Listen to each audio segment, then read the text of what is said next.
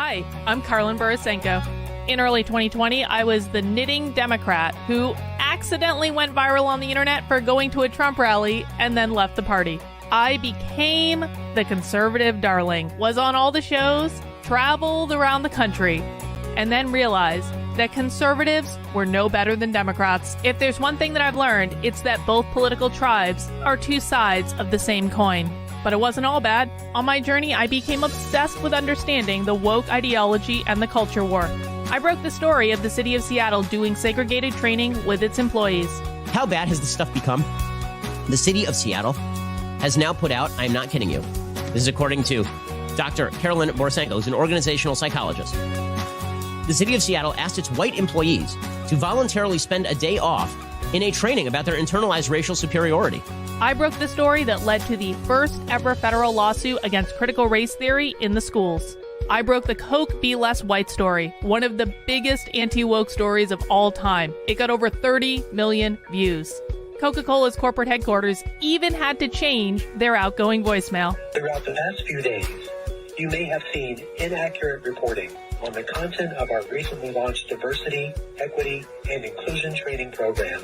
I exposed the schools in Burlington, Vermont for grooming middle school children live on the internet. They called me an unwoke cult leader for that. And the Vermont Human Rights Commission slandered me publicly as being a hate channel. I even got called a hero in Breitbart for exposing that the Washington Post was writing a hit piece on Christopher Rufo.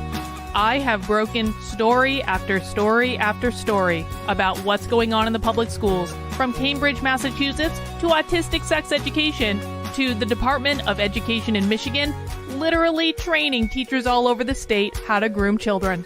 I wrote a book called Actively Unwoke, the ultimate guide for fighting back against the woke insanity in your life. I host a podcast all about fighting back, and I'm downloading all of my knowledge to you on my Substack, carlin.substack.com.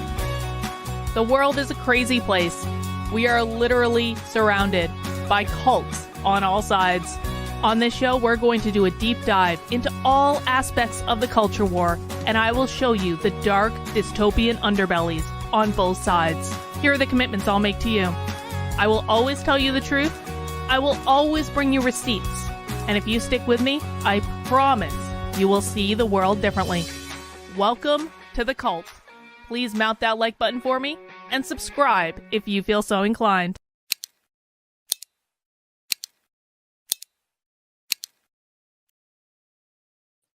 Well, hello, guys. Happy Tuesday. Welcome to The Cult. The Cult is a stream that I do at 5 p.m. Eastern Time on Monday, Tuesday, Wednesday, Thursday, and Friday.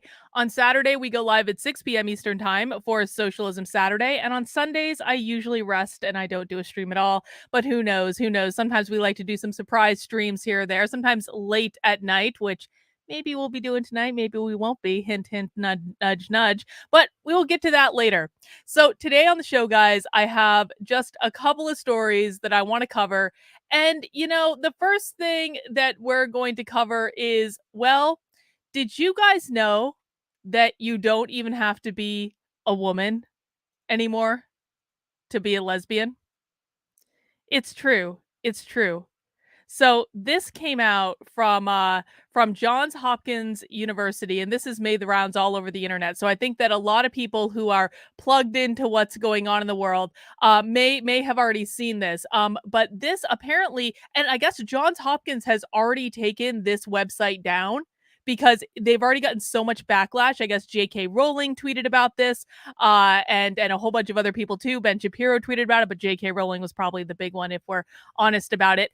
And so Johns Hopkins University had this website up where they had an LGBTQ glossary that said lesbian, sexual orientation, a non-man attracted to non-men. Huh. That's curious. Now, it's even more curious when you look at the definition of a gay man is a man who is emotionally, romantically, sexually, affectionately, or relationally attracted to other men. But with lesbian, it's a non-man attracted to non-men. Well, past definitions refer to lesbian as a woman who is emotionally, romantically, and or sexually attracted to other women. This updated definition includes non-binary people who may also identify with the label. Well, that's interesting And that actually reminded me of something that I tweeted from my actively Unwoke account back in the days of yore, when my main account was permanently banned on Twitter for sharing a government public email address for a month.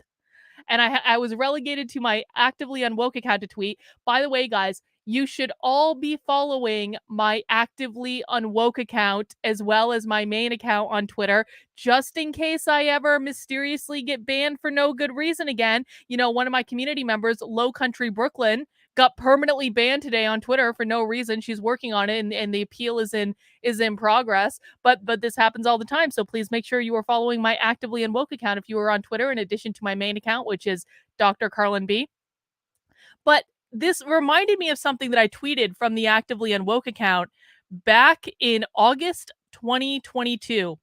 And it was this image right here, which I am pretty sure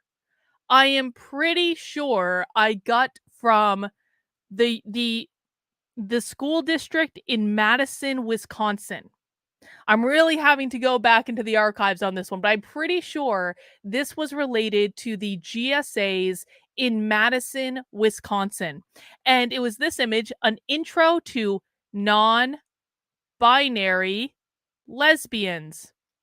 The identity lesbian was created by and for women who solely love women. In a patriarchal world, lesbian and women-loving women have created vibrant communities that have been crucial in resisting sexism and other oppressions. With greater awareness of non-binary people, many lesbian spaces are welcoming a broader definition of this identity. A broader definition.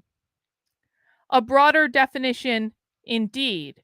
And then they had this definition: lesbian, a woman or non-binary person who is attracted to women and or non-binary people. And then it says this expanded definition includes people who do not solely identify as men who love people who do not solely identify as men. I'm going to read that again. This is the new definition of lesbian. This expanded definition includes people who do not solely identify as men who love people who do not solely identify as men. Okay. Some women lesbians do have concerns with the inclusion that the inclusion would destroy the spaces that have been havens for women. But inclusion of non-binary people does not need to be on end to women's lesbian spaces. Having spaces for people with the same gender and for different genders are both needed and can occur simultaneously. And so that's odd, isn't it? And you know, Mark Meets World. Mark Meets World used to be a lesbian before he transitioned. So I'm sure Mark has some thoughts about this. I'd love to hear them. But so that's what that reminded me of. So the point I'm trying to make here is Johns Hopkins University is not the first place to use this definition. And the first place I saw use this definition was actually an image that came out of the public schools in the GSA clubs that I keep warning you guys about in Madison, Wisconsin. And if it's in Madison, Wisconsin, I'm gonna bet that it's other places too. In fact, I did a little bit of searching, I did a little bit of Googling, and guess what I found? Check this out. A journal article. Now, you guys don't know that I don't normally like to read the academic literature surrounding woke, quite frankly, because I watch enough socialism that I don't need to be driven crazier on a whole other level. But I did find this article, which we will read on this stream, but not right this second, but I'm going to introduce you to it. This is in a journal called Sexualities, a peer-reviewed journal from a couple of years ago, December 25th, Christmas of 2020. Specificity without identity. Articulating post-gender sexuality through the non-binary lesbian. Post-gender sexuality. What does that sound like to you guys? Does that sound like abolish the gender binary? Does that sound like liberate ourselves from the gender binary? Does that sound like queer Marxism, ladies and gentlemen? I think it does. We are going to read later today, Articulating Post-Gender Sexuality Through the Non-Binary Lesbian. At least a couple different parts of it to try to dig deeper into this core issue of, can men really be lesbians?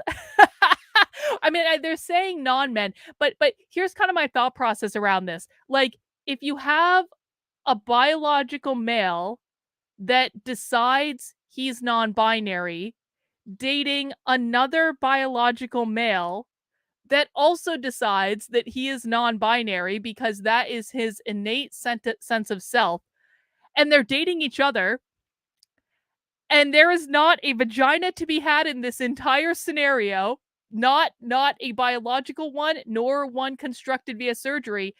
Are these still lesbians?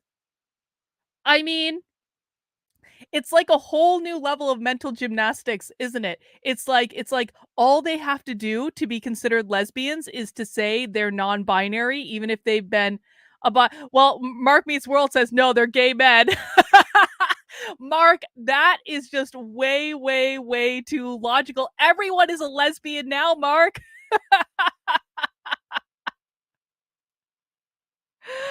I don't even know, guys, but we're gonna dig into this journal article a little bit later. I just wanted to give you a preview of what's coming. This is gonna be our grand finale for the stream today. But before we get into that, so I told you guys yesterday that I told you we were gonna have a spy stream today. And I had the full intention of having a spy stream today because there was supposed to be a private Zoom call in the Cambridge, Massachusetts school district to discuss the anti-racist plan within the Cambridge, Massachusetts school district. As you guys know, I have been paying close attention to the school districts in Cambridge, Massachusetts for a while now. I told you I was the one who initially reported that the schools in Cambridge, Massachusetts paid like $32,000 for a Marxist anti-capitalist trainer to tell the teachers in the school district how to abolish whiteness. I was the one that told you guys about the Pride Week in Cambridge, Massachusetts, where they had an event that was for middle schoolers in which they had an adult industry sexpert and a genderqueer femme teaching middle schoolers with their parents completely excluded from the presentation all about, queer and sex related topics because that is exactly what you want sixth graders learning. What could possibly go wrong?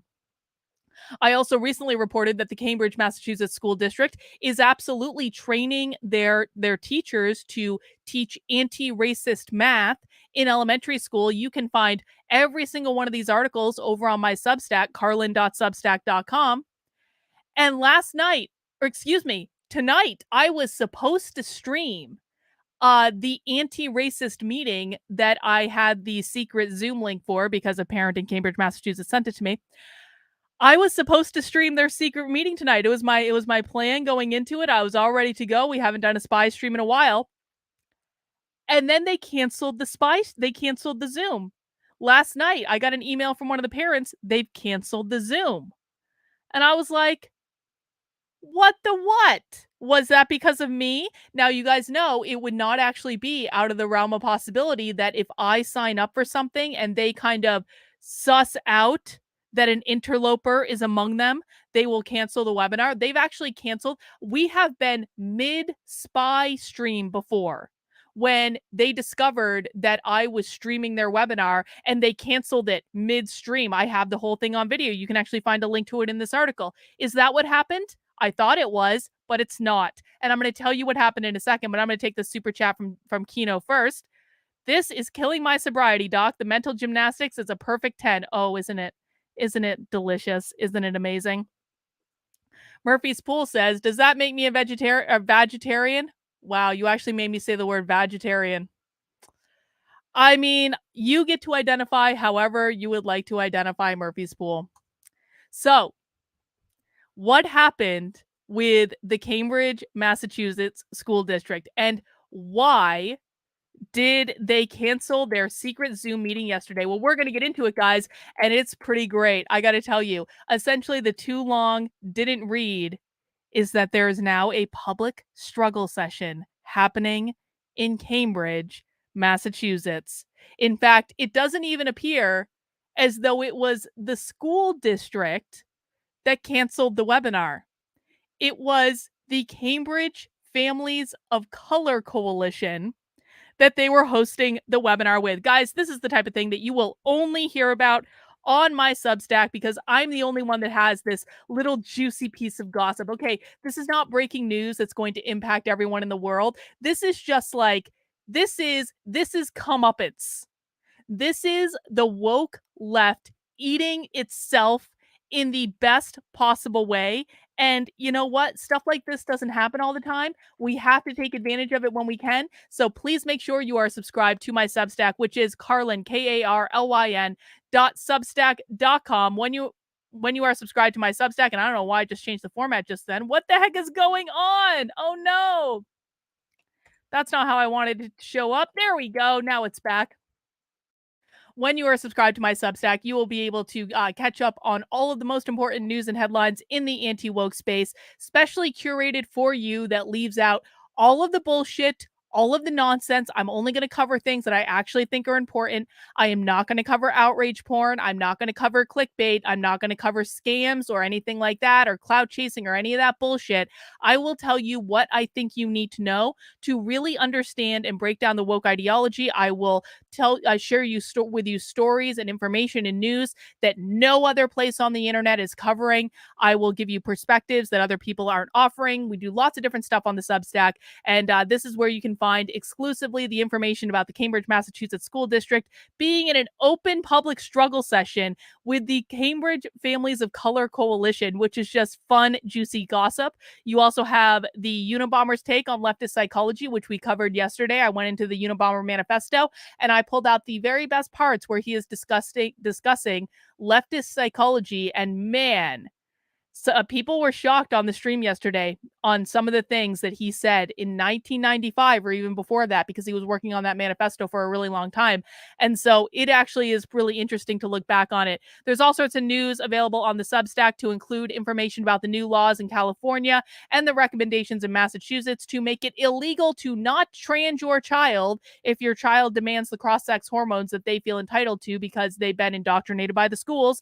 We've got information on why there are so many non-binary people, the 3 different types of leftists, etc., etc., etc., all sorts of great stuff on the Substack. And if you do want to support the work I'm doing, please make sure you sign up for $5 a month, $50 a year. That helps keep me in business. I am completely funded by you.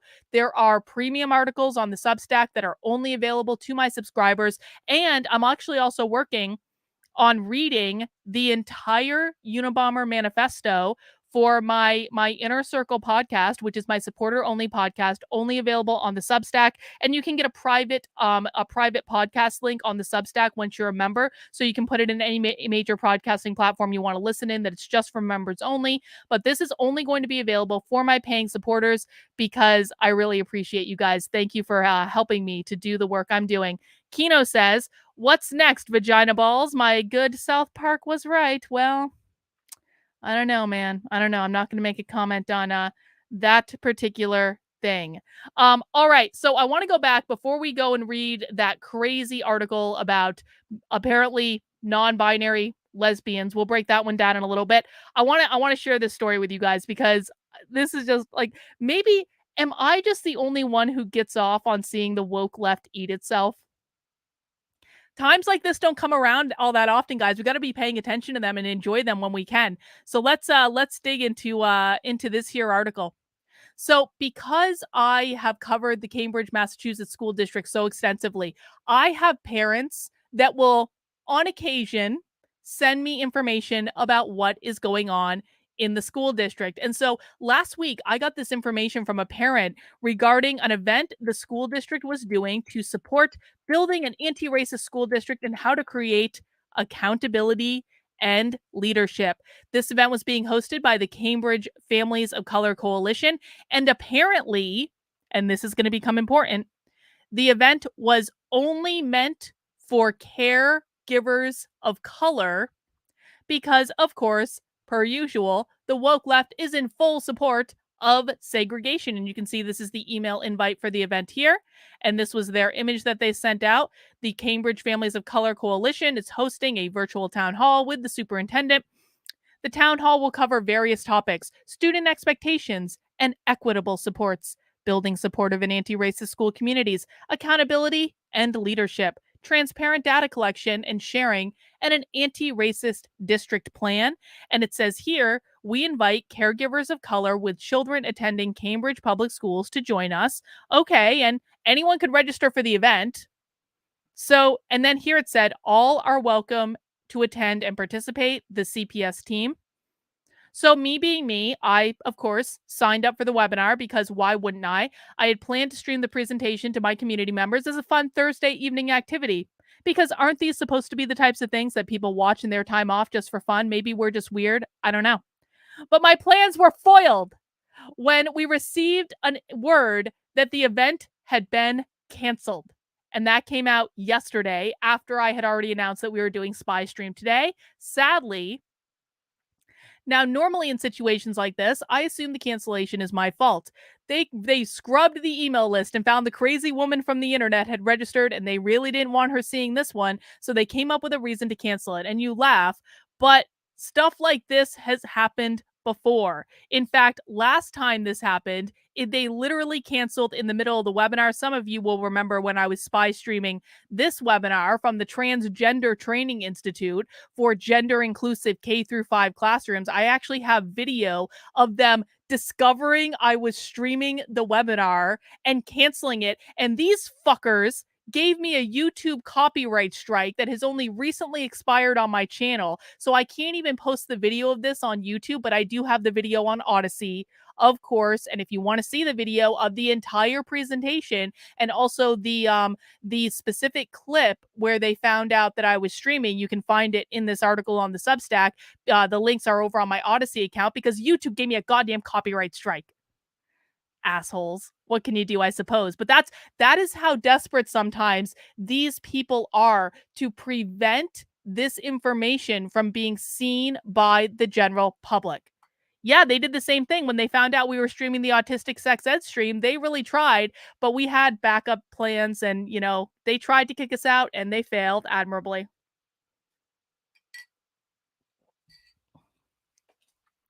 Anyway, my point is that it is not out of the realm of possibility that if someone finds out that I'm spy streaming, then they will actually try to cancel the event.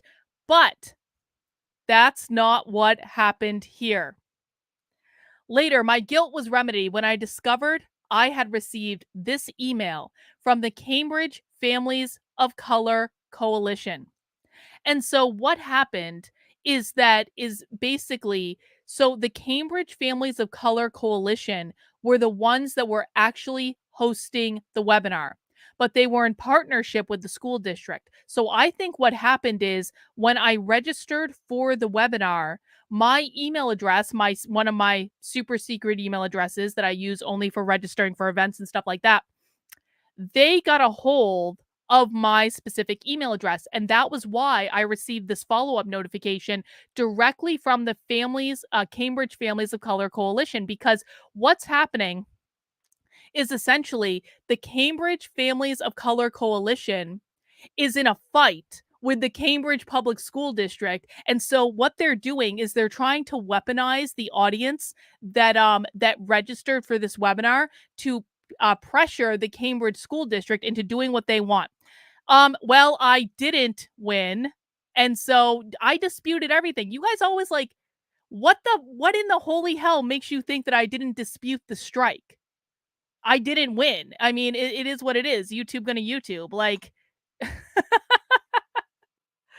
I love it when you guys think you've thought of strategies I haven't, but like, are you paying attention? I'm sorry.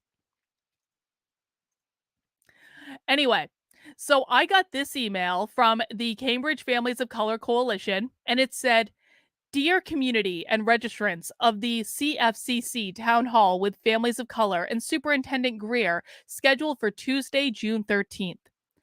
It is with deep disappointment that we write to you regarding the CFCC's withdrawal from hosting and participating in this town hall for families of color with Superintendent Greer."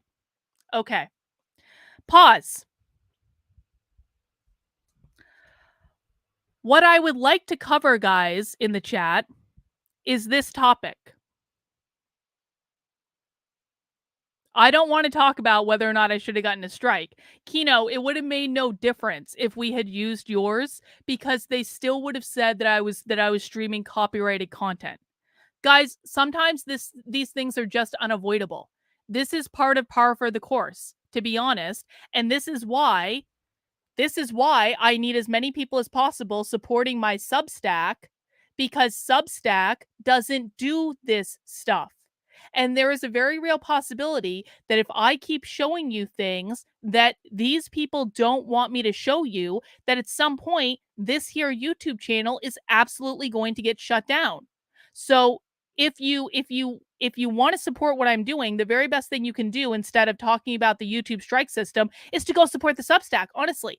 And because like there's just some things that are going to be out of my control in regards to YouTube. There's so many things that are out of my control. So I appreciate the concern, I really do. But let's focus, man. This is funny. This is good stuff.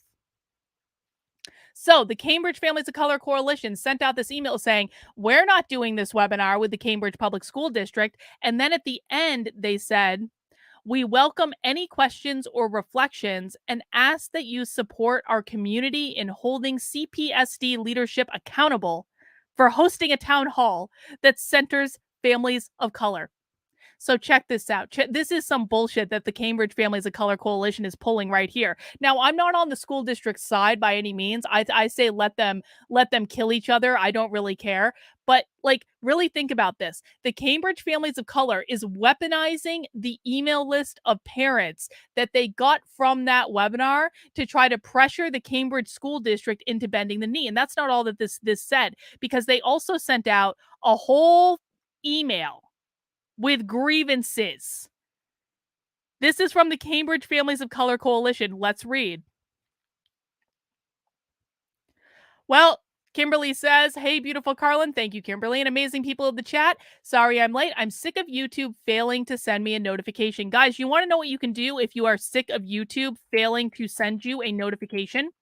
Is you can make sure you are subscribed to my cult Substack. This is different from my main Substack. It is thecult.substack.com.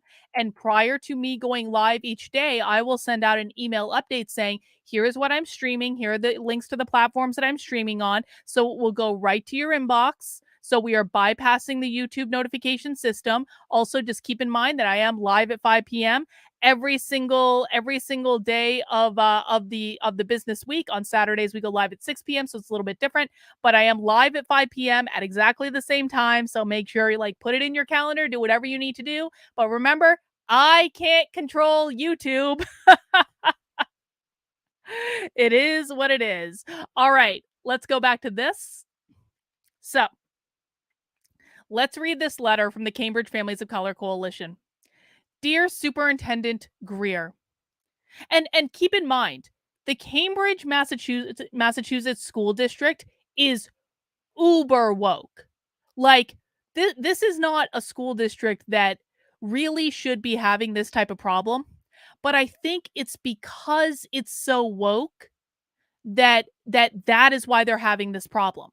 But like, this is a school district that is doing all the quote unquote right things when it comes to like the woke ideology, and still it's not good enough. Let's read this letter. We are writing to inform you that the CFCC will be withdrawing its participation in the virtual town hall with families of color scheduled for June 13th. The intended purpose behind organizing this town hall is to establish an environment where caregivers of color can openly address their questions and concerns regarding the rolling back of equity and anti-racism initiatives within the school district. That's not happening. They made that up. I'm going to prove that in a second. They literally made that up. Through this discussion, our goal was to prioritize accountability, transparency, and active leadership and participation from caregivers of color in this essential conversation.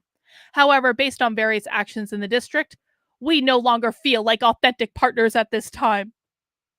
As a collective group, collective means socialist, of 9 caregivers of color from across Cambridge, we met with you to partner on the organization of this town hall event. During our meeting, we outlined our expectations and set the parameters for this discussion.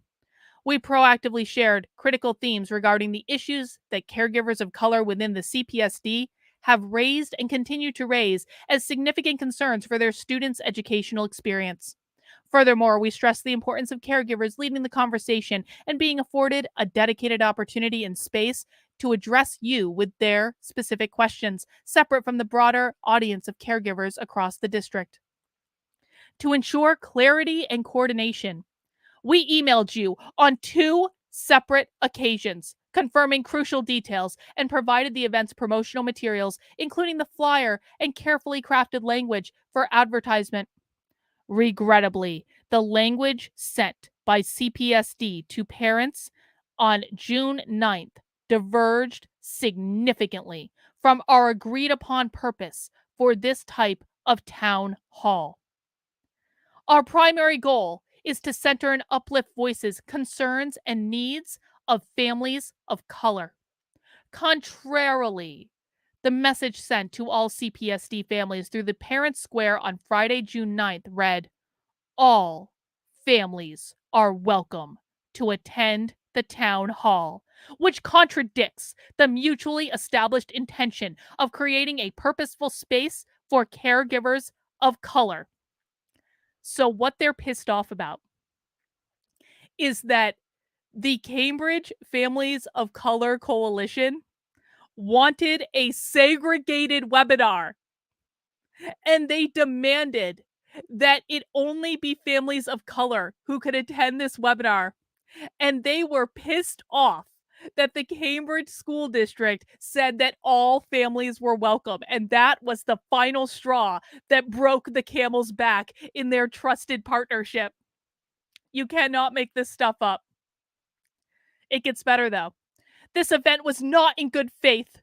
It caused harm. They literally said it caused harm that they invited all families, and is yet another example of a lack of an authentic relationship and disregard our community continues to experience by your office. Additional examples include May 2023. The Fletcher Maynard Town Hall was an enormous disappointment. A display of imbalanced power dynamics. I want to know what happened at that town hall. And did not build trust and engage families in good faith again. March 2023. The Rolling Resources event flyer that was published on the city's DHSP website, but when published through CPSD, language prioritizing families of color and other marginalized families for the first 2 hours were removed. Fall 2022. Rolling back anti-racism and equity language in the school council handbook, which followed a collective and inclusive process for revision by several families of color through a CPSD established working group. Also in fall 2022, the disappearance of the CPSD anti-racist vision and mission statement developed by families, students, and staff across the district as part of the Building Equity Bridges initiative and the commitments to equity adopted by the school committee, as well as a foundation for the establishment and initial planning of the Office of Equity, Inclusion, and Belonging. This is also funny because it's also not true, which I will show you in a minute. They're literally making this shit up. Again, I'm not on the side of the school district, but this organization is making this up to engage the school district in a public struggle session. Such actions are some examples that undermine the trust we hope to build and sustain with the district, leaving us disheartened and questioning the district's commitment to true equity and inclusivity. We also know that our educators are feeling similarly following the recent bait and switch detailed through Parents Square about the teacher contract negotiations. CPS's actions are severely eroding the trust placed in them by both families and educators. And now we have the call to bend the knee and the demand for reparations. Everyone ready for it? Our community expects better from the Cambridge Public School District and urges you to rectify this situation regarding our town hall promptly by acknowledging the misrepresentation and taking concrete steps to ensure that we can re-engage in good faith and partner to schedule a town hall with CFCC aligned with the agreed upon parameters and expectations. That's quite a public struggle session, Cambridge Families of Color Coalition. Now, some funny things. So, in the letter, they said that the Cambridge Public School District was rolling back equity and anti racism initiatives. But I think that that's funny because I actually previously reported that the Office of Equity and Inclusion and Belonging within the Cambridge Public School District just hired a metric ton of new positions. They are massively expanding this office. This person is new. This person is new. This person is new. This person is new. Anyone with a little yellow thingy above their head is a new position, specifically within the Office of Equity and Inclusion and Belonging. So the CFCC is flat out lying on that one. Another main grievance was that they wanted that segregated webinar, which we already saw. And then they said that the anti-racist mission and vision statement had been taken off of the website. Well, this is a screenshot of the Cambridge Public Schools Office of Equity, Inclusion, and Belonging that I literally took last night. And look at this. The anti-racist vision statement and the anti-racist mission statement are literally still there. They're literally still on the website right now. Like, we can even go to the website right now and look. This is their live website, and it's still there. So this is what I'm trying to articulate to you guys. When the woke left does stuff like this and they try to trap you in a public struggle session, they will quite literally make shit up that has no basis in reality at all in order to do whatever they can to trap you in a public struggle session, okay? You have to be vigilant. And by the way, the woke left are not the only ones who do this. The woke right do this all the time. I am gaslit almost every single day by woke assholes that are pretending to be like conservatives, but they're really just woke assholes, but they're like on the political right. They try to gaslight me all the time into believing stuff that has absolutely no basis in reality at all in any way. And so you have to be vigilant on this. Well, I am not personally on either side because they can fight and destroy each other for all I care. I will say that I think that the school district is actually probably in the right on this particular argument, but that doesn't mean I think they're going to win the struggle session. So let me read you the rest of the article. And I want to give everyone a chance to vote on who they think is going to win the struggle session. So, who will win? I'm no fan of the Cambridge Public School District. They are as woke as it comes. However, facts are facts, and we must acknowledge that in this epic battle between the Cambridge Public School District and the Cambridge Families of Color Coalition, it does seem as though the school district has facts on their side. However, facts don't matter when you're in a struggle session. And the CFCC has one major advantage. They have more woke oppression points than the school district does because they are Black, and Black is at the top of the woke oppression hierarchy. The only way to be more oppressed than being Black is to be a Black trans woman. Everyone knows how that works, right? You got the woke oppression hierarchy that's based mostly on race, but then we have intersectionality that's kind of like a separate thing. So in the woke oppression hierarchy based on race, Black people will always be at the top every time. And the darker your skin is, the more oppressed you are. So the darkest skinned Black people are at the very, very, very tippy top of the woke oppression hierarchy. Then underneath that, there's some fluidity. And it really depends on which racial groups are most useful to them at any given time. So, generally speaking, here's how the hierarchy goes. You've got Black people up at the very top as the most oppressed.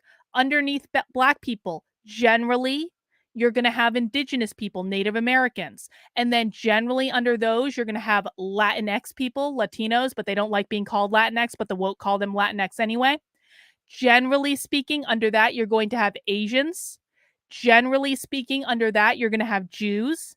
And then always at the bottom, always and forever, white people. Okay? That's the general hierarchy. Of course, there are different races, there are different ethnicities. I'm not going to go into all the nuance, but that is generally how the hierarchy goes. If you're like a mixed race person, it all depends on how close your skin is to looking white. The darker your skin is, the closer to the top of the hierarchy you are. The lighter your skin is, the closer to the bottom of the hierarchy you are. Now, where this gets tricky is sometimes it benefits the woke left to elevate Asians to a higher place in the hierarchy, or to elevate Jews to a higher place in the hierarchy. Remember the Stop Asian Hate campaign of a couple of years ago? Asians all of a sudden shot up to like right under Black people as like the second most oppressed class of people. And then anytime the woke left wants to take advantage of anti-Semitism, Jews go from the very bottom of the hierarchy all the way up to the top of the hierarchy. Nope, that's not what woke means. Woke means authoritarian. Words have meaning. I define it in terms of practical application. It does not mean a low IQ. Every single time you guys say, they're stupid or they're all mentally ill, you're dismissing them, and that's going to lead to you losing. These people are very smart. They know exactly what they're doing. If you want to lose to them, calling them low IQ is a great way to do it. It's going to lead to you losing to them every single day of the week because you're going to be underestimating them. And I would have thought you guys would have learned better than to do that by now, but I guess I'm wrong. So when we're thinking about oppression points, you always want to go to race first. And again, generally speaking, Black people, Indigenous people, Latinos, Asians, Jews, white people. There's some fluctuation in there depending on what's politically expedient. But then when you have intersectionality, like you combine race and trans. So within Black people, Black trans people are considered to be more oppressed than Black cisgendered people. Makes sense? Everyone following along? All right. Granted, the Cambridge Public School District Equity Office has a lot of Black faces among their staff, which will bolster their position. But we also see one or two white faces, and that will outweigh whatever Blackness they have. Again, bro, seems like you really want to lose to me. Seems like you want to get your ass kicked by these people. You're doing an absolute great job of it. Additionally, the Cambridge Families of Color Coalition will argue that the school district has more power than the Cambridge Families of Color Coalition. Therefore, it is the job of the school district to check their privilege instead of expecting the CFCC to do the emotional labor for them. So it's a toss-up. I'd bet the CFCC has got the upper hand here, because which liberal white family from bougie Cambridge, Massachusetts, which is right up the street from both Harvard and MIT, is going to say no to oppressed families of color? Facts don't matter. Only who is the most oppressed. I believe the school district will bend the knee, hang their head in shame, apologize, and offer some sort of public restitution for their obvious inherent racism. And I got a poll in the article right now, so everyone can head over to the article, take the poll if you want to take the poll. Who do you think's going to win? Is it going to be the Cambridge, Massachusetts School District, or is it going to be the Cambridge Families of Color Coalition? I'll be keeping an eye on this. Of course, I have plenty of parents in the Cambridge, Massachusetts School District who continue to send me juicy tidbits about what's going on in the school district, and I will keep you guys updated, and I will let you know how that goes. All right, guys. Please mount that like button if you have not already. I do appreciate it. Again, I stream live at 5 o'clock every single day of the week. Let me just check out what's going on in the chat. Well, Tin TV, if you want to learn, then the very best thing to do is mouth shut, ears open, and learn. No whining, no complaining. Guys, as a reminder, I have 2 rules in my chat. I do not have an unmoderated chat. You cannot say whatever you want here. You cannot act like raging lunatics. You cannot insult people. You cannot insult me. You cannot insult other people in the chat. Rule number 1, don't be a dick. Rule number 2, no whining. If I hear whining or complaining or reeing in my chat, I will exit you out quickly because I don't tolerate that shit here.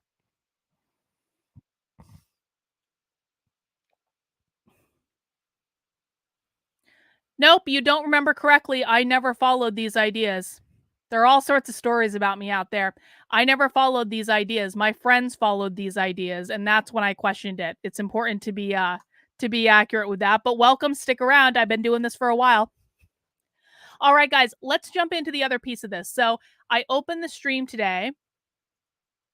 By talking about this, about how Johns Hopkins University had put out this definition that lesbian was a non-man attracted to other non-men. This has made its way around the internet. We've already kind of talked about it. It reminded me of this thing that I tweeted back in August of last year from my second account called An Introduction to Non-Binary Lesbians, which says the expanded definition of lesbian is a woman or non-binary person who is attracted to women and or non-binary people. So the thing is that Johns Hopkins University was not the first place to talk about this. This is something that's been going around the woke community for a while. And then I did some Googling and I found this here article. And I thought we could just take a quick read through some parts of this article. Actually, you know what I want to do? I want to look at this in a different window because I had already started reading this article earlier and I have some highlights in another window that aren't showing up in my Chrome. Tin TV, if you are willing to learn, I am willing to teach you. Okay. But here's the thing, guys. If you are new to my channel, I am going to be very different than other types of content creators you find on YouTube because this is genuinely intended to teach. And it's very important to me that people learn correctly. And you guys have been lied to by a lot of your influencers who don't understand what they're talking about. So if you have questions in good faith, I will answer them. But here's the thing. Do not assume that the woke left are stupid because they're not stupid. Do not assume that the woke left are mentally ill because they're not mentally ill. They just value different things than you do. Do not assume that every piece of clickbait content you've seen is a real representation of what they believe because most of the time it's just your influencers trying to make money. I am more than happy to teach you everything I know about them. Trust me, they are far more dangerous than you understand. They are winning by a mile. It is not even close. They are kicking all of our asses. And part of the reason and why I'm a little bit sensitive when people come on the channel and they're like, they're just stupid. Like, I'm a little bit sensitive to it because they're kicking all of our asses very, very badly. And they have been for a really long time. And until people stop dismissing them as stupid and understand that this is part of like a cohesive strategy that they've been implementing for years and years and years, they are going to continue to win. They really are. So welcome, Tin TV. We're glad you're here. Sit back, relax. So, excuse me, guys. Oh, God, hang on. Frog in my throat. Hang on.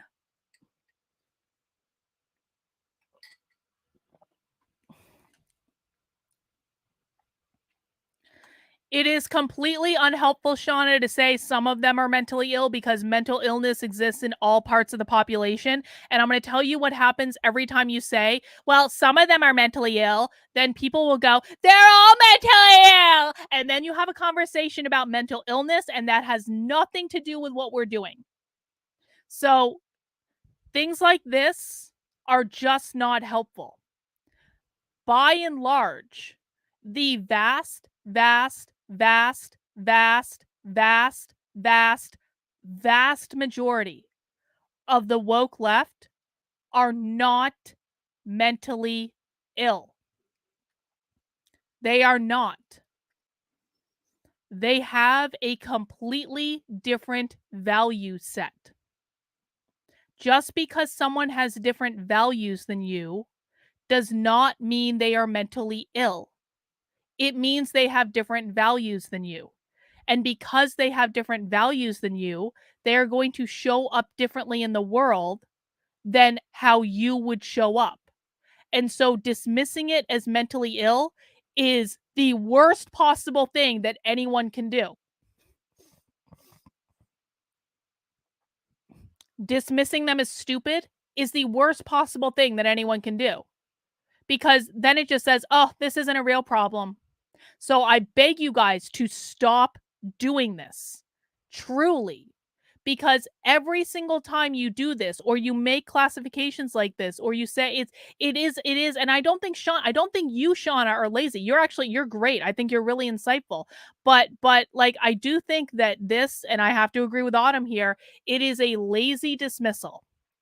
And it is part of the problem in which we find ourselves today, because so many people have just dismissed them as lazy or as stupid and mentally ill. Yeah, like they would not have the influence they do if they were stupid and mentally ill. And if by some accident they had managed to take over every major institution in society when they were stupid and or mentally ill, like what does that say about all of us? That we lost so severely to stupid and mentally ill people? They're not stupid, they're not mentally ill. They're very, very smart, and they're focused, and they're dedicated, and they're driven, and that's why they win. And I'll tell you this too.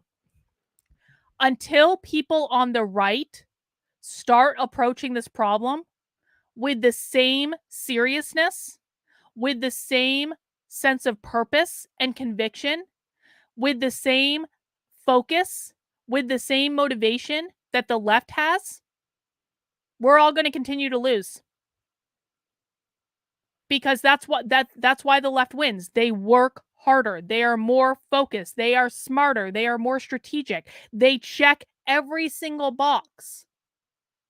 And that's why they continue to win. And until the right starts to really understand this and actually start to do something about it and not just go, which is exactly how they react all the time, by the way, to everything. We have to do this. We have to do that. Someone come save us. Save us, James O'Keefe. Save us, James O'Keefe. Save us. Save us, Tucker. Save us. Until the right cuts that shit out and actually starts getting in the game, we're going to lose. It's like not even theoretical. We're going to lose. Anyway, Hellcat says they do have a different value system and are fanatical. Well, there are a lot of fanatics on the right too. Fanatic is not exclusive of the left, but they do have a completely different value system. Not only do they have a completely different value system, but they're also significantly more motivated, more driven, more strategic. They work harder. They show up. They actually organize. The right doesn't do any of these things. I absolutely did not equate myself with the right. I am absolutely not on the right. I would not lower myself to join a group in the state that the right is in right now. But sadly, the disaffected and the politically homeless, and God knows the libertarians aren't doing shit. That is a whole other mind-boggling, ridiculous problem that is not going to be discussed today. But sadly, the disaffected lefties, the politically independents, we don't have we have nothing in this. We are relying on the right to actually get their shit together and do something productive. And I fear we're going to be waiting for a while. Yes, this is true. As long as the right keeps doing this, we all are going to lose. Because the right is the anchor that drags us all down. So you ain't got no gotcha, fish addict. Every single disaffected lefty is going to lose until the conservative right gets their shit together. Every single independent is going to lose until the right gets their shit together. Every single libertarian is going to lose until the right gets its shit together. That doesn't mean that any of us are part of the right. Doesn't even mean we like the right. But we are going to lose until the right gets their shit together.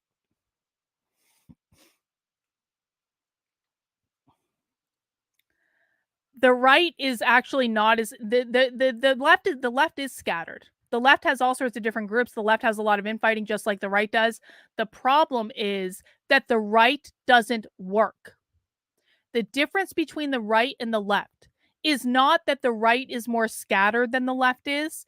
It's that even though the left is completely scattered, the left still shows up and does productive work to meet their goals. The right doesn't. The right rees and cries and complains and shares TikTok videos.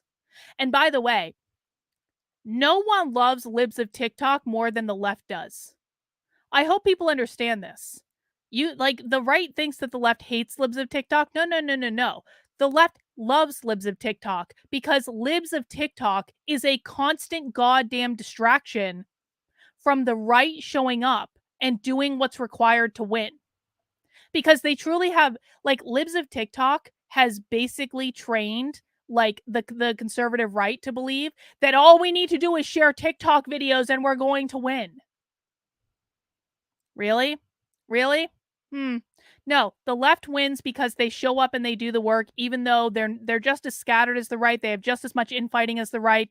There is just as much bullshit and nonsense that goes on the left, but they still are focused and they are goal oriented and they still are playing the battle of inches while the right is running around like engaging in God knows what. The left has the benefits of the institution. This does not mean that the right are being lazy. Well, why does the left have the benefit of the institution, Shauna? The left has the benefit of the institutions because the left did what was required to take over the institutions. That's why they own the institutions. It's not an accident. And I hate when the right uses this as an excuse. And I know we're not getting into the article. We'll get into that in a second. I hate it when the right uses this as an excuse. What do you want us to do? The left controls everything. The left controls the media and they control entertainment and they control universities. We can't do anything. How do you think the left got control of everything? The left got control of everything because they took it. Because they showed up every day and they fought the battle of inches every single day. They fought for every single position in every single one of those institutions while the right was dicking around doing God knows what.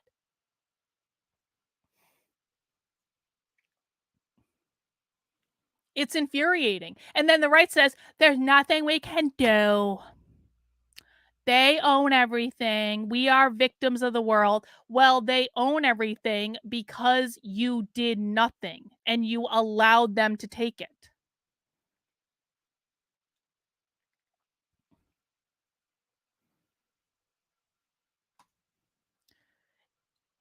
Fish addict, I really don't know what to do with you because it really doesn't seem like you're listening most of the time. Is it fair to say that even though you are not on the right, you view the right, if properly organized, as a potential ally in the anti woke fight? I don't view the right as an ally right now. The right has given me no reason to view them as an ally right now because the right is doing absolutely nothing productive. And in fact, the right is actually causing more problems right now than they're solving. The right, I mean, if the right got their, I will work with anyone who gets their shit together. But the fact of the matter is that the right looks like a bunch of raging gay haters right now. I don't want any association with the right at all. You want to know why I didn't end up on that parents watch list by the freaking Southern Poverty Law Center? Because I don't associate with this bullshit. I won't do it. Because not just because I don't want to end up on freaking hate watch lists, but because I don't actually believe in any of that. And so, no, I think that the right now is a hindrance. I think that the right now weighs us down. I think the right now is causing more problems than they're solving. I think they don't even understand why they're causing problems. I truly believe that they think that gay hating is the thing that's going to win everyone. And I don't know how they think that's going to win them votes, but so I will work with anyone who is serious about this and who is approaching it with a serious mindset, not bullshit, not clickbait, not outrage, not any of those things. The political right is so far away from that right now. There is no reason for me to consider them anything.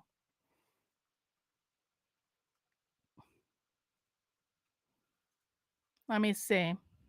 Yep, and the right does well, the right makes all their money when they're the opposition is the thing about it. Let me see.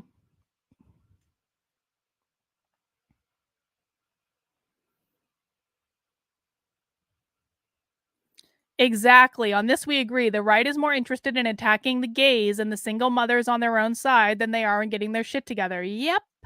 Yep, they are. Anyway, I want to read some of this article to you guys because this will explain how you can be not a biological woman and be a lesbian at the same time. And I think that sometimes reading this stuff is fun and interesting. So, this is an article called Specificity Without Identity, Articulating Post Gender Sexuality Through the Non Binary Lesbian. We're not going to read the whole thing, guys. We're going to read parts of it, though. The abstract. This paper uses a paradigmatic pairing of non binary and lesbians as identity labels to investigate changes in conceptualizations of sexual specificity as gender becomes divorced from its founding binaries. Huh, isn't that interesting? Fender Ben says, most commentators on the right seem to think that everyone will see the left as crazy and automatically side with them. That's also why they lose. Oh, God, isn't that the truth? The right now is complete. The right now lacks any self awareness because to normal people who are like hinged into reality, the political right now looks more crazy than the political left. I actually think that the political right believes that we're still in 2020. Now, in 2020, you could absolutely make the argument in 2020 that the political left was acting insane and the political right was actually kind of hinged into reality insane. That worked 3 years ago. This isn't 3 years ago. And right now, what normal people see is the left is talking about making schools fair for everyone and treating people well and kindness and inclusivity. And can we protect a woman's right to choose, please? Because that is actually important to many, many, many women. Like, that's what the left is doing. They're showing, being like, we just want everything to be nice. We just want everyone to be included. We just want everyone to be taken care of, et cetera, et cetera, et cetera. And then the right is going, you're all a bunch of pedophiles, drag queens, pedophiles, drag queens. And that is how the right is showing up. And I don't think that's an exaggeration. I really don't. The right is like, Dylan Mulvaney, Target, gay people, drag queens, you're all pedophiles, you're all groomers. Like, what if you're a normal person that is hinged into reality, which do you choose? And I honestly mean that. Do you choose the people who are like, we just really want to make things nice for everyone? And like, we just want people to be who they are? And like, this isn't 2020 anymore, okay? The left is not marching through the streets forcing people to put their fists up in the air anymore. People have forgotten this. They like reined their shit in. And the right went off the cliff crazy, screaming about groomers and pedophiles everywhere. And to normal people who are hinged into reality, the right looks far more crazy than the left. And I'm sorry if that hurts anyone's feelings. I really am. But that is what people need to hear. Is in our current reality, the crazy side is not the left. The crazy side is the right. For people who are just looking at it on a surface level. Now, we on this channel are crazy, right? Because we watch Marxism all the time. And we watch socialism and we dig into everything that they're doing. And so we know where the real crazy is. And it's not where the right says it is. So we can see through all the bullshit. We know what's going on. But normal people who are just getting up every day, going to their jobs, sending their kids to school, going to pick up groceries, going to do errands, coming home, watching the baseball game, or whatever happens to be on TV, watching the movie, watching reality TV. They're not hinged into any of this. They have no awareness that any of this is going on. That's why the right looks more crazy than the left, and that's why the left will win. All right. I know I keep distracting from reading this article. Let's see. Are we ready for sexuality without gender? In 1994, Biddy Martin published Sexualities Without Genders and Other Queer Utopias, illuminating the problematics of sexual identity when the stability of genders they are founded on is challenged. 25 years ago, Martin was speaking to a shift prompted by queer theory and culture and the evacuation of interior essences in favor of queer gender crossings that left political effectiveness of lesbian feminism in question. Her implicit question, what happens to lesbianism when queer thought fractures the idea of women? So apparently, queer thought has now fractured the idea of women. Isn't that interesting? Yes, exactly. There will be no sexuality because soon we will all be theys.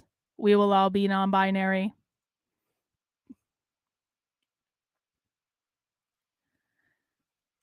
The question that this article will attempt to answer is both inspired by Martin's original query and a response to the cultural change in gender and sexuality in the 25 years intervening.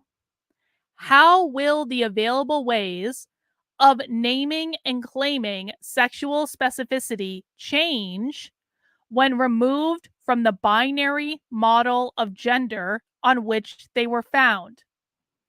So we've talked about, for those who have never watched Queer Marxism before, I strongly recommend you go back and watch the Socialism Saturday. That's Queer Marxism Marathon. There are other Queer Marxism Socialism Saturdays too, but Queer Marxism Marathon is the best one. But the too long didn't read is this. They're not trying to abolish men. They're not trying to abolish women. They are trying to abolish the gender binary. They are trying to abolish the idea of both men and women. They want everyone to be non binary. They want everyone to exist in a world of theys. Okay? That is the ultimate goal here. What you'll hear the Marxists say over and over and over again is liberate us from the gender binary, abolish the gender binary. That's what we're talking about. That's why they think that lesbians don't have to be women, because they don't think women should exist. They don't think men should exist. Everyone understand? Clear enough?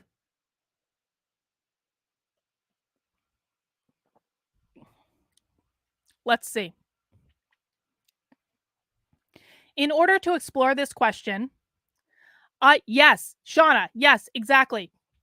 Because they hate individuality. Individuality is considered a component of white supremacy. It's considered upholding whiteness, which means capitalism. They want to see everyone as a part of the collective. The woke left are collectivists, okay? It's individualism versus collectivism. So in order to see yourself as a collective, you need to see yourself as part of the group. You're not supposed to see yourself as a unique individual. You're only supposed to see yourself as a part of the group. Thank you, Rottweiler, for the super chat. Just look at how the reactionary right is giving James Lindsay lately, especially the Christian theonomic side, I'm going to say theocratic side, going as far as saying he's on the side of the groomers, alienating everyone. Yeah, I mean, that's the stupidest thing that's ever happened. The right running around saying James Lindsay supports groomers when James Lindsay literally invented the term groomer. It's one of the most unhinged things I've ever seen. Thank you for the super chat, Rottweiler. I appreciate it.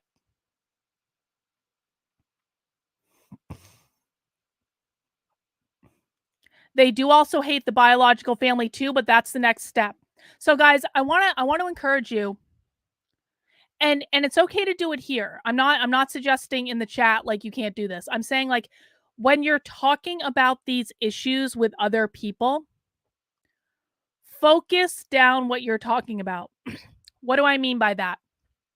So, when you're teaching other people about these things, focus on they want everyone to be non-binary. Because if you go, they want everyone to be non-binary and they want to abolish the biological family, that is too big of a leap for most people to make. Okay. And so what happens a lot of the time when people are trying to explain these ideas to their friends and family and like people in their lives, they put the whole kitchen sink out there. Like they want to do this and they want to do that and they want to do this other thing. And then you look crazy like Alex Jones. And then you don't convince anyone. So if you can focus down the conversation to say they want to eliminate the gender binary, here is the evidence that they want to eliminate the gender binary. There is a school in Ottawa in Canada that literally has a rule that teachers have to call students they and are not allowed to use gendered language. Disney is getting rid of gendered language, etc., etc., etc. Focus down your talking points. You don't have to tell everyone everything all at once. Okay? And yeah, you have to meet people where they're at because and guys, this is something that takes practice. I'm just imparting what I've learned to you at this point. Again, you can do whatever you want when you're in this community. This is not what I'm talking about, but when you're out there talking to other people, you have to meet people where they're at, and this is already an overwhelming thing to learn and understand. And so we all need to get better at teaching it, and we all need to get smarter about how we're talking about it so that we can bring other people along. Because if you just throw the whole kitchen sink at them and say, and then they're going to abolish the biological family, you sound crazy. And I understand that I sound crazy when I'm saying that, even though I'm 100% right and you're 100% right too. That's not the point. You can be right and also sound crazy at the same time. And if you sound crazy, it doesn't matter if you're right because you just sound crazy. I understand they want a world of non-binaries, but what does that look like for them? It looks like a world of non-binaries. It looks like a world where everyone like is the same. They're like everyone's non-binary. Everyone refers to themselves as they. I mean, you can call it comrades, but comrades are not necessarily non-binary. Comrade is a political identification. It's a political title. It looks like 1984. It looks like the movie 1984, where everyone in the party is wearing the same blue overalls, where everyone dresses the same. Everyone refers to each other as comrade because they're all members of the party. That's not a reflection of their sexuality, it's a reflection of the party. Where no one is having sex even for procreation.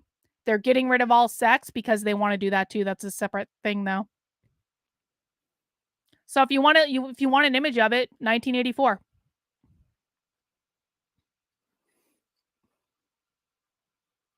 Well, of course it's a physical transformation. Everyone looks androgynous.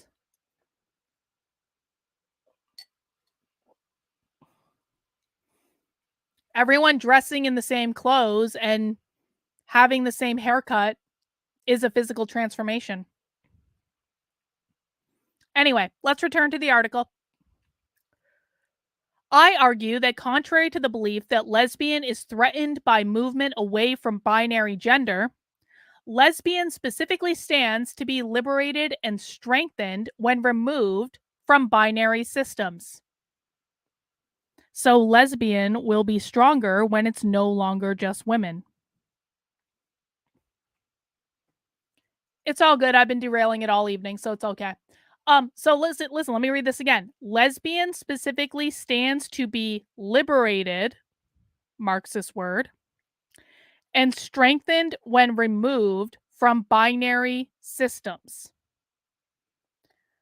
Rather than it being a debate about whether we can have sexuality without gender, because they want to get rid of all gender, this is better conceived as a question of whether we can maintain specificities of dearly held institutions outside the systems of identity which demand the subject's continual definition within binaries.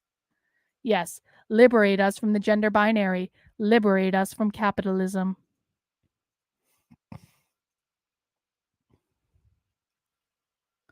I argue that by replacing the exclusion model with the non-binary ideology of gender that is permeating LGBTQ subcultures, we may deeply consider the meaning and necessity of lesbian specificity on their own terms. This reminded me of what we talked about yesterday in regards to the Unabomber Manifesto. And if you didn't see the stream yesterday or see the article I wrote about it on the Substack, I definitely recommend you do, because the Unabomber was talking about in his manifesto how there are activist causes like the gay rights movement that will be specifically co-opted by these far leftist causes like the queer movement, and in the co-opting of that cause they will be made to be more leftist than they actually were originally. And I feel like that's exactly what's they're being talked about here, the non-binary ideology of gender that is permeating the LGBTQ subcultures. When did that happen? It happened after gay marriage was legalized. Let's see. To reveal what this refusal of gender as we know it means for sexuality, I take up Monique Whitting's lesbian as an example of non-binary figure who preserves the specificity of lesbianism outside of its overwrought exclusions and demonstrations that lesbianism may better thrive in a non-exclusionary model if those who have a stake in lesbian definitions are willing to let go of their hard borders. So basically, what this is saying is if lesbians would just let go of the idea that all lesbians have to be women, this would be so much easier. I conclude by discussing how this cultural shift, captured in the pairing of non binary and lesbian, has the potential to liberate structures of desire as a whole, giving way to a model in which sexuality without gender is more redemptive than contentious. So look what it says here. Sexuality without gender. The goal of queer Marxism is to abolish gender. They want everything without gender. They don't want your kids to have genders. This is not about trans. They want to transform gender. Trans does not mean transition. Trans means transform or transcend. This is the language game, guys. You know, I was having an argument on Twitter earlier with someone who is parroting the language of queer Marxists. And I was like, you know, you're parroting the language of queer Marxists, right? And she was like, I don't care where the language comes from. And I was like, well, I care where the language comes from. Why do you want to be a useful idiot for queer Marxists? Because they want you parroting their language. Queer Marxists want you using their language. The more you use their language, the farther their ideas go in terms of culture, the more people adopt their ideas. Language is the most insidious thing, the most insidious weapon that the woke left has in order to get people to adopt their ideas. Heidi, our resident lesbian, is here. A real lesbian, a female lesbian. She's female for the moment anyway. Heidi might become non-binary at any moment. We're not sure to maintain that lesbian status, Heidi. Anyway, let's go down a little bit later in the paper because there's a whole section I want to read that I didn't get a chance to earlier. The moment of non-binary and the preservation of lesbian specificity.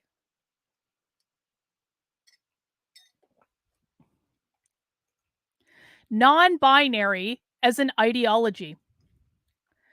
To begin my theorization of the non-binary lesbian, and thus my commentary on what happens to notions of specificity when subjects choose other than a model of identity that is based on binary exclusions, I will clarify what I mean by non-binary.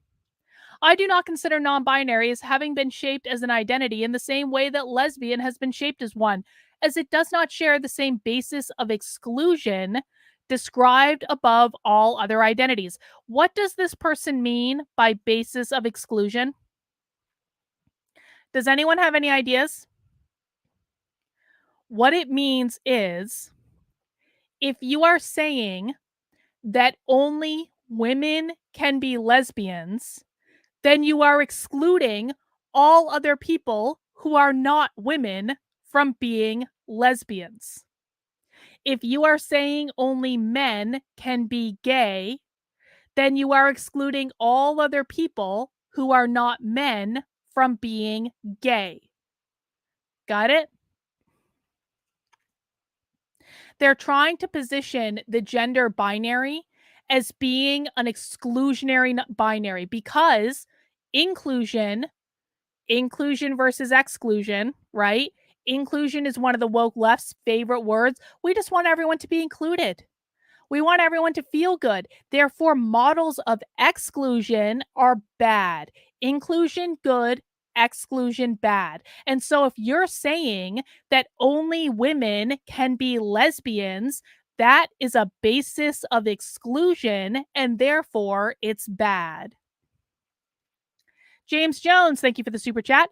So, if they get their way, the word lesbian will lose all meaning. Yes.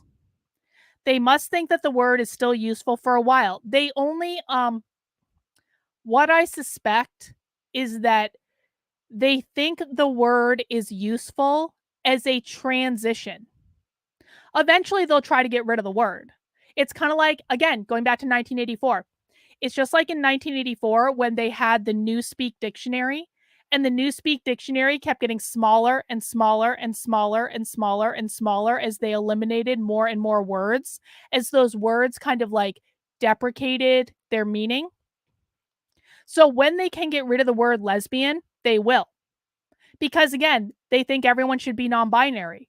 They think everyone should belong to everyone else. And when everyone belongs to everyone else, we won't need words like lesbian or gay or homosexual because homosexuals just are performing cis homonormativity.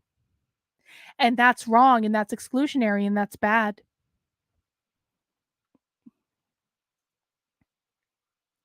Heidi says it's the L and the movements like get the L out are harming them. Indeed.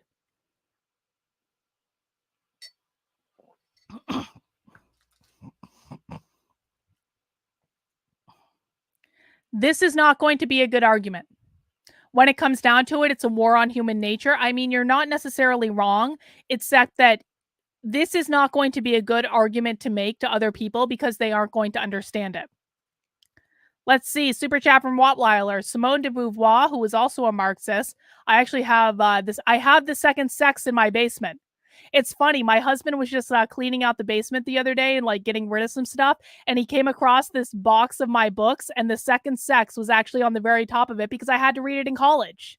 So all my college books are down in the basement. And I was like, oh, maybe I should actually read that book. I don't actually think I read it in college, but I still have it.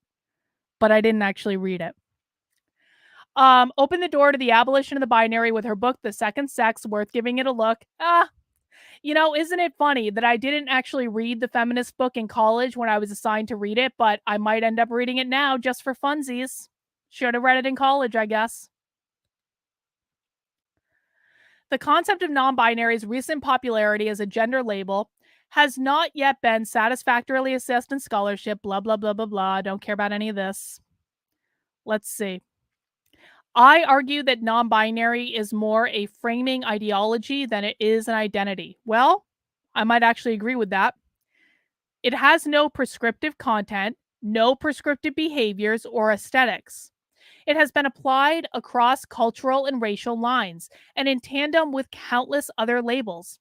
Like lesbian, it does not attempt to index a particular relation to others or a particular opposition to other configurations of sexuality and gender. All right.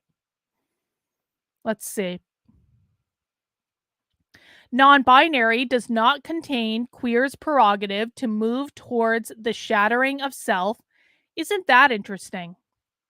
Move towards the shattering of self? I hadn't heard it put like that before. Nor base itself solely on the limitations of possibilities. If one were both not man and not woman, expunging all that has been coded as masculine or feminine and going against all proper behavior assigned to those genders, there would be nothing left with which to populate the experience of gender. So look at this. Wow. This is literally saying that when everyone is not man and not woman, then people will not understand what gender is as a concept, which is not wrong. That's why they want everyone to be non-binary. Let's see. The rise of the non-binary lesbian. Shattering of the self does sound like getting rid of individuality. I agree with that, Vince. The non-binary lesbian has not yet been discussed in academic work. In many cases, as Claire Hemmings aptly identifies, there are parts of minority subcultures that do not fit into her dominant narrative of them, let alone the academic narrative that seeks to make sense of their developing idiosyncrasies. Such has been the case with the term lesbian in much linguistic research on its recent use, which suggests the term falling out of use in favor of terms that refuse boundaries, fixity, and gender specificity. This is exactly the argument that Heidi and I were having on Twitter earlier today. That the term lesbian has fallen out of use. Lesbians don't use it anymore. Well, why is that? Because of queer Marxism.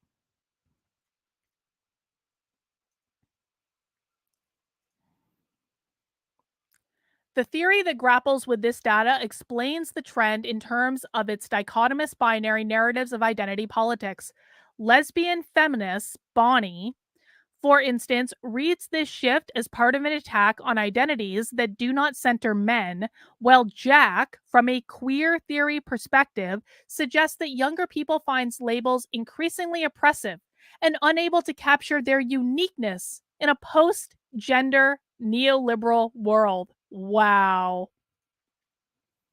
So everyone wants to be an individual in a post-gender unique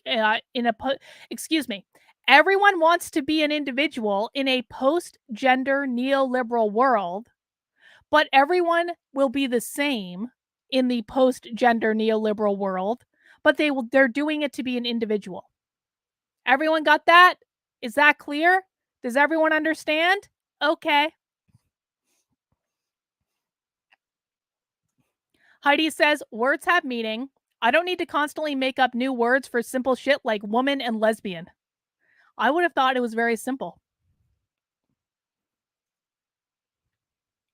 However, whether due to temporal context, the specific language around non-binary had not yet emerged at the same time Halberstram was writing, or the seduction of a coherent statement such as Morris's, neither of these accounts grapple with the growing number of subjects who are choosing to combine non-binary's rejection of our current gender paradigm with the specificity of lesbians who are forged within it to constitute a growing body of non-binary lesbians.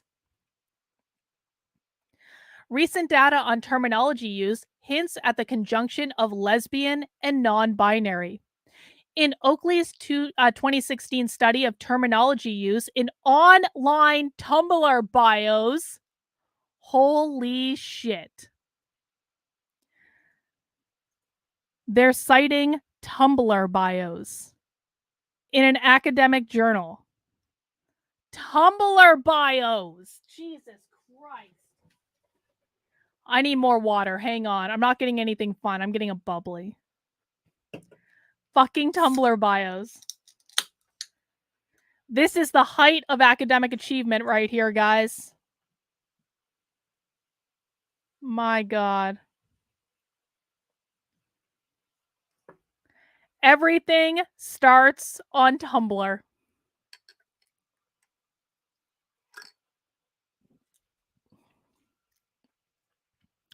Tumblr, a space where contemporary non-binary, trans, and queer narratives flourish.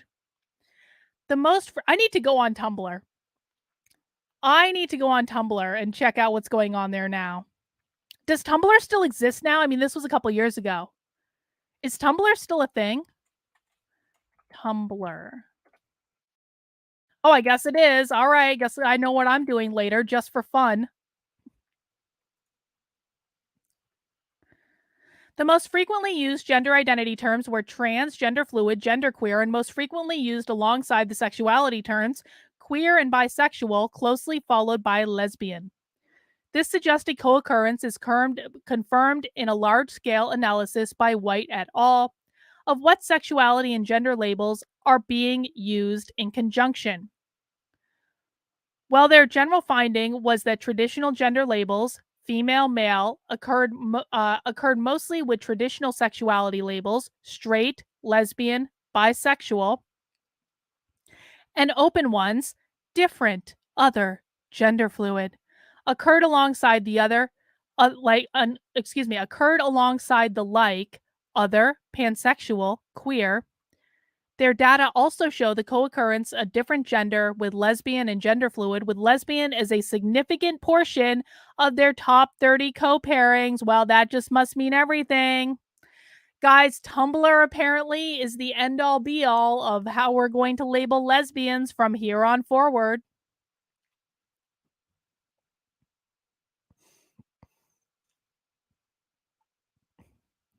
Additionally, cultural conversations are taking place surrounding the non-binary lesbian, with split and strong opinions confirming that the perceived conflict in this identity is already contentious. While the articles cited below are not academic sources, online editorials represent one of the only areas in which discussions around the non-binary lesbian have begun to emerge. They got a bunch of articles here. I'm not going to read them all. Let's see. What other nuggets can we take from this? Let's go down to the conclusion. Oh God, here we go. Liberating desire. Considering a post-identity sexual specificity. In this article, I have argued that contemporary sexualities and gender identities require a new structure of articulation, and that the non-binary lesbian offers a paradigmatic example of the potentials of a non-binary ideology to replace systems of exclusion. Systems of exclusion means the gender binary. By maintaining previously exclusionary labels in a way that disrupt, ding, ding, ding, buzzword,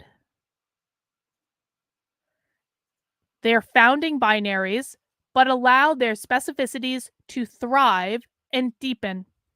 To conclude, I want to return to the broader question of the effects of the non-binary gender on our experiences and claimings of specific sexual identities, contingent as they seem to be on gendered alignments. If exclusions produce excesses, we will not find a way within them to express what we experience as the specificity of lesbian experience and any other identity that attempts to capture the content of our relations to others, then it may be that liberating them from these exclusions allow for the expression of this free of dichotomy in a positive rather than negative sense. Everyone up to speed? Everyone understand that? This seems to open a new space for sexual specificity as it does for both Whitting and Butler, suggesting that any concern over the extinction of the lesbian at the hands of non-binary is misplaced. This can be demonstrated once more by contrasting two possible readings of the Whitting quote that begins this paper. If desire could liberate itself, it would have nothing to do with preliminary markings of the sexes, as the potential to appear hostile to lesbians specifically, if read in the sense, naturalized for all of us, that liberated desire would... This is all word salad. This means nothing. I'm sorry. I need a conclusion or something. God. It is worth remembering as we move forward with the energy of the non-binary lesbian. The non-binary lesbian has an energy, Heidi.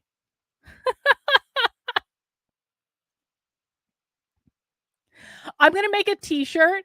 I'm gonna make a t-shirt of like, this is gonna go on my LGBTQ line that I keep threatening to do. I'm gonna make a t-shirt with like a non-binary person with like a mustache, and I'm gonna label it the energy of a lesbian.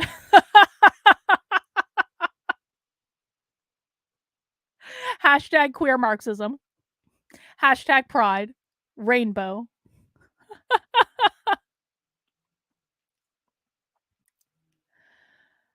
It is worth remembering as we move forward with the energy of a non-binary lesbian that what prompted this analysis is the fact that lesbian is curiously surviving, reiterating, and permeating against its supposed impending death.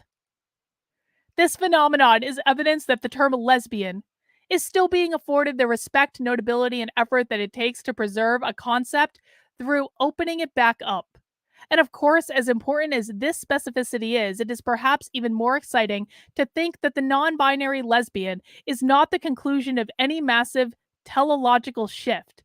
It is a way of thinking, a figure outside of the trappings of identity politics that can be extrapolated to the broader wars in other contexts until we require new concepts to do the work that this one cannot. Well, that just clears it all up, doesn't it?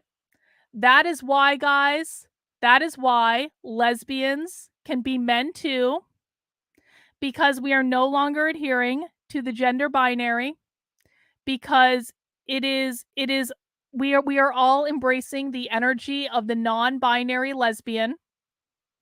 Is everyone on board? Oh my god. I did not expect the energy of the non-binary lesbian at the end there.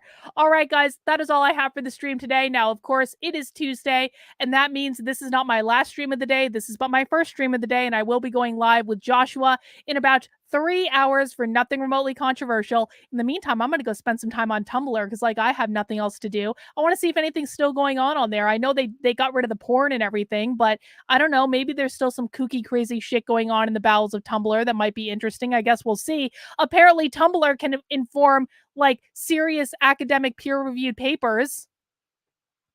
But anyway, in 3 hours, I will be going live for Nothing Remotely Controversial. This is our fun Tuesday evening show with psychics and news. And you know, Donald Trump got arraigned today, apparently. I guess we'll talk about that. All right, guys, please mount that like button on the way out the door. I will see you guys at 9:30, or alternatively, I will see you tomorrow at 5 p.m. for our next stream, which we do every day at 5 p.m. Take care, guys. We'll see you soon.